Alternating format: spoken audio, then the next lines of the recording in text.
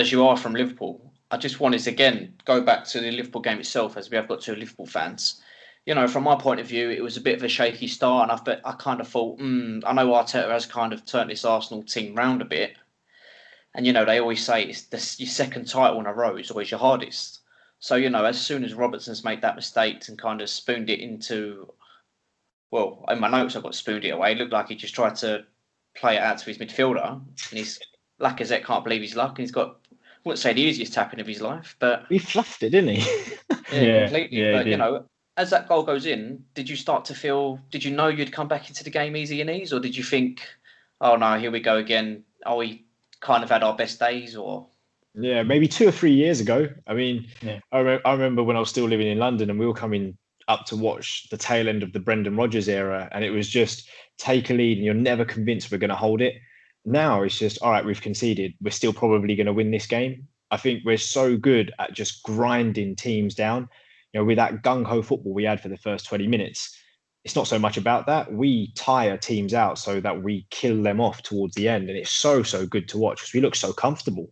I think Anis's spot on there. I think towards the end of Brendan Rodgers' reign, it was like, if you go down in the game or you kind of get into that hour mark and we haven't broken the team down, Liverpool fans starting to get nervous. Oh, what if we get hit on the counter, or we concede late, and there's always that stress at the back of your mind. But especially in the last couple of years with Klopp's team, it's just a case of, well, all right, we've conceded now, but how quick can we get back in the game? And obviously last night they did it very, very quickly. Fahim, I'd like to know your first impressions on Thiago, because I kind of looked at this Liverpool team at the end of the year and I thought, with the situation that's going on, I thought it would be quite hard to improve that team. But again, I've been proved wrong. I feel he is someone that can really very much keep it ticking over. But would you say he's a lot better than Fabinho in that role? I think they bring different things to the role, really. I think Fabinho's he's kind of all action, isn't he?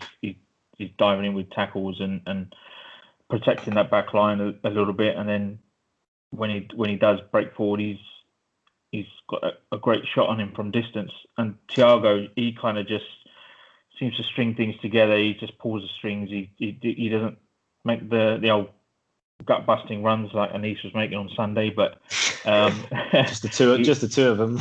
Yeah, he kind of just he'll control the play, pick up the pace, slow it down when you need. He's an intelligent footballer. So I think for him, when a lot of these players came in under Klopp, like Robertson and Fabinho as well, they kind of had a few weeks before they got into that team and they had that adjustment period. Whereas I think Thiago, well, I'm saying that he's not going to need that period, but he's just tested positive for COVID today, I think. So he's going to have a few weeks out. But has he really? I did not. I must have missed that. Where did that come from? Yeah. I think they said something late this afternoon. I think it came out. Rob, add a yellow ticker on that. That's breaking news. There you go. There's an exclusive. There you go. How did I miss that? But I kind of thought when I see the price tag, I thought it was an absolute snip. But I was never really too impressed with him. I think the reason being when he was at Barcelona, I just think they had Sergio Busquets there at the time, probably in his prime. He's too much of, I can imagine, taking Busquets out of that team would have been theoretically impossible. And, as you say, he's not going to, the way I'm not going to say this, he's not going to get you them fantasy football points, is he? He's not going to get you that many assists. He's not going to get you many goals. No. But again, I think that's probably why he's come at such a cheap price. Yeah, I think when he was at Barca, he was very young. And I think the problem with Thiago, where he kind of sits and plays in that midfield, if you're a successful winning side and you've got a player like that can kind of sit in there and dictate the play, that's fantastic. But if you're struggling and you can't dominate games, then he's probably maybe not the first choice of type of player you'd want in there. You want someone in there that's going to win the challenges and be a bit more robust, like Busquets was at Barca when he was there, and like Fabinho is at Liverpool. But they're different type of midfielders.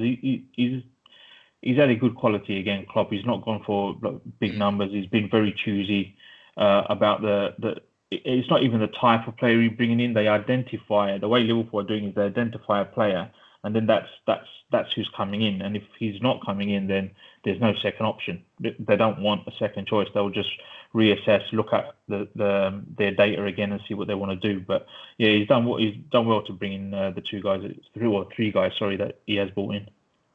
Well, in these, from one signing who's not going to get you any fancy football points to one you have signed and will get you some fancy football points in Jota. What's the thoughts behind that signing?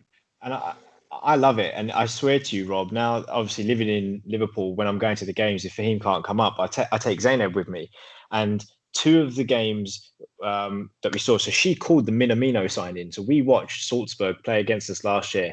And all the hype was around Haaland, obviously, at the time. And she sat there and was like, no, he looks amazing. We should buy a Minamino. And I agreed with her. And then suddenly we bought Minamino. And there was a game we were watching on TV when we were watching Wolves. And I swear to you, she goes, Jota presses like it's a Liverpool match. He should come and play for us.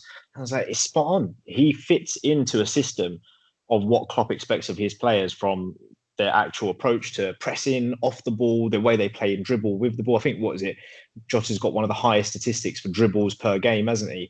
And that's valued in a team, because when you're knackered match towards the end and you've got that runner coming off to the bench that's going to run out of tired defence, massive. Maybe 45 is a big price, but I think it's a huge signing for us. Puts a bit of pressure on that front three as well, doesn't it? Yeah. Oh, brilliant. Yeah, well, after the whistle, there was quite I wouldn't say controversial interview between Roy Keane and Klopp. But I think Klopp was obviously, he's just backed his players there, and and I think he's kind of played off the rivalry a bit. For me, I think Roy Keane's a bit of an idiot. He's come out and said before about wanting to punch De Gea in the face for making a mistake if he was in the changing room. Now, personally, for me, I wouldn't want that in the dressing room. But for him, I know you're a bit older than us. You'd have probably seen him week in, week out. Just throwing that one in there. A gangster film? Should he be like brick top? Or is he actually good at football? Roy Keane? Yeah. No, Keane was an outstanding midfielder. It pains me to say, because he played for United, and as I was growing up, I had a massive hatred for anything United. But I mean, he's got a temper on him.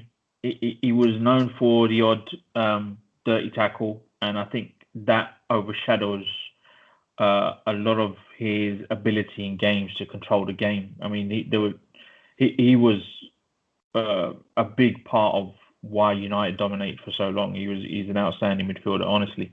But I think as he transitioned to coaching and management, I don't know whether it's